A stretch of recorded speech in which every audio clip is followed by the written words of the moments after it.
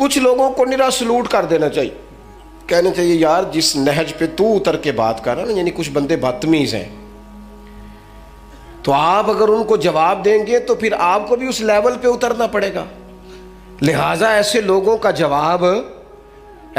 جواب یہ ہوتا ہے کہ یار تیری حیثیت نہیں ہے، ہمارا سٹیٹس نہیں ہے تیرے جیسے آدمی سے بات کریں، تیرا وہ لہجہ نہیں ہے. وَإِذَا خَاطَبَهُمُ الْجَاهِلُونَ قَالُوا سَلَامًا، جب جاہلوں کے ساتھ مقابلہ ہو تو انہیں سلوٹ کیا جاتا ہے. ہم یہ کرتے ہیں کہ ہم ہر شخص کی سطح پر اتر کر اس سے کلام کرتے ہیں. میرے عزیز بھائیو، آپ اتنی بڑی تعداد میں ہیں، آج اپنے دل کے اندر یہ تہیہ کر کے جانا کہ ہم نے بردباری، حضرت بلال حبشی رضی اللہ تعالیٰ عنہ کے ذمہ تھا نبی پاک علیہ السلام کے مہمانوں کی دیکھ بھال. اور یہ دیکھیں کتنی بڑی سعادت ہے، حضور نے سارے معاملات کی کنجیاں ہی سیدنا بلال حبشی کو عطا فرمائی تھی رضی اللہ تعالیٰ. حضرت بلال کو پتہ تھا پیسہ کہاں سے آنا ہے، کہاں لگانا ہے، کیا کرنا ہے. مہمان آتے تھے تو آپ کو پتہ ہے حضور کا فقر مبارک اختیاری ہے، پسند ہے نبی پاک کی. ایک یہودی تھا، بلکہ یہودیوں کا عالم تھا، اس نے ایک دن حضرت بلال حبشی سے کہا کہ مجھے پتہ چلا ہے کہ آپ حضور کے مہمانوں کے لیے سارے بندوبست کرتے ہیں اور بعض اوقات آپ قرض بھی لیتے ہیں، تو میرے پاس کچھ اضافی پیسے پڑے ہوتے ہیں، مجھ سے قرضہ لے لینا. حضرت بلال نے کہا ٹھیک ہے، قرضہ اس سے لے لیا. ایک مقررہ میعاد، ایک وعدہ اس کے ساتھ طے ہو گیا. سیدنا بلال حبشی رضی اللہ تعالیٰ عنہ نے وہ پیسے لا کے مہمانوں پر خرچ کر دیے. ابھی اس وعدے میں نا پیسے لوٹانے میں کچھ دن باقی تھے. نبی کریم علیہ السلام، سیدنا فاروق اعظم، چند اور صحابہ مدینہ منورہ کے ایک چوک میں موجود تھے، تو وہ یہودی مطالبہ کرنے آ گیا. آپ کو میری پوری بات کی سمجھ آ رہی ہے؟ یعنی ابھی جو معاہدہ ہے، جو طے شدہ تاریخ ہے، اس میں دن باقی ہیں. اس نے آ کے کہا میرے پیسے دیں. تو نبی پاک علیہ السلام نے فرمایا ابھی تو وعدے میں وقت باقی ہے. اس نے معاذ اللہ سخت باتیں کرنی شروع کر دی، سخت.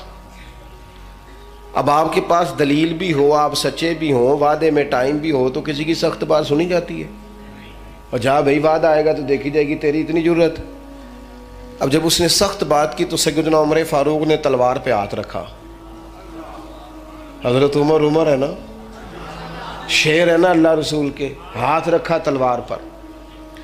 تو نبی پاک علیہ السلام نے فرمایا عمر جلدی نہ کر. بڑی بردباری سے، حلیمی سے، اطمینان سے، سکون سے حضور فرمانے لگے عمر اس نے پیسے لینے ہیں، وہ مطالبہ کر سکتا ہے، تمہیں چاہیے تھا کہ تم اسے کہتے ذرا نرمی کر، مجھے کہتے پیسے ادا کر دیں. حضور فرمانے لگے اب اس طرح کرو، اس کے ساتھ جاؤ، فلاں جگہ کھجوریں پڑی ہیں، جتنا اس کا قرض ہے اتنی کھجوریں تول کے دے دو، اور یہ جو تم نے تلوار پہ ہاتھ رکھا ہے نا، اسے ڈرایا ہے، تھوڑی کھجوریں زیادہ بھی دے دینا. آپ کا بردبار ہونا، حلیم الطبع ہونا، مزاج میں ٹھہراؤ ہونا، سکون ہونا، یہ بڑا بندے کو نا وزادار بنا دیتا ہے. آپ ہر شخص کے لیول پہ اتر کر جھگڑا نہ کریں. میں نے دیکھا ہے سیانا بیانا آدمی بچوں کے ساتھ بحث کر رہا ہے، سمجھدار آدمی ہو کے ایک نادان سے گفتگو کر رہا ہے.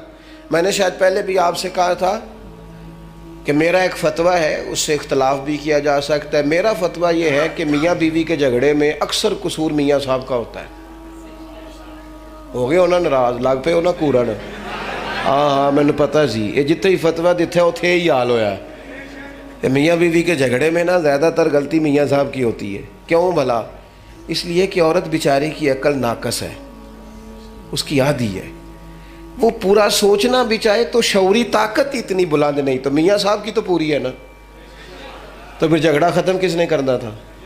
تو جی میاں صاحب آکھن تینوں آج ٹھیک کر کے ہی چھڑ رہے، تو یہ تو غلط بات ہے نا بھائی. آپ یہ دیکھیں کہ اللہ تبارک و تعالیٰ نے مرد کو عورت پر افسر بنایا ہے. آپ کو چاہیے تھا آپ کا حوصلہ بھی بڑا ہوتا، آپ دلیر ہوتے، بڑی ساری غلطیاں درگزر کرتے، محبت کا لہجہ اختیار کرتے. آپ کو یہ حق حاصل نہیں تھا کہ آپ بے جا سختی کرتے.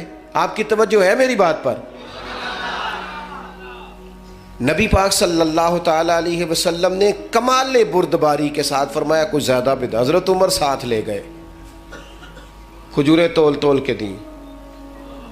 हज़रत उमर कहते हैं अब हुजूर का हुक्म था थोड़ी ज़्यादा भी दी, लेकिन वो सैयदना उमर के मिजाज में जलाल था। फरमाते हैं वो मुझे कहने लगा उमर एक बात करनी थी।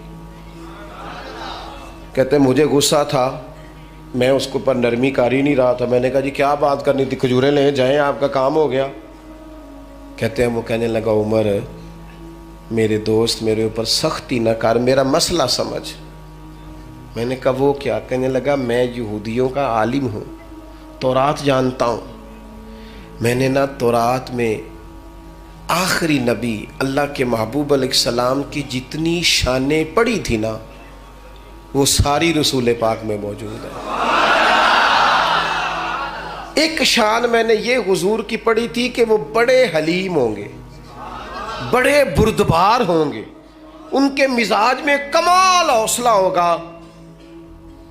और जितना जितना कोई जहालत करता जाएगा महबूब की बुर्दबारी उतनी बढ़ती जाएगी। उमर मैंने जानबूझ के कर्जा दिया था, बाकी सारी शानें देख ली थी, ये मैं देखना चाहता था।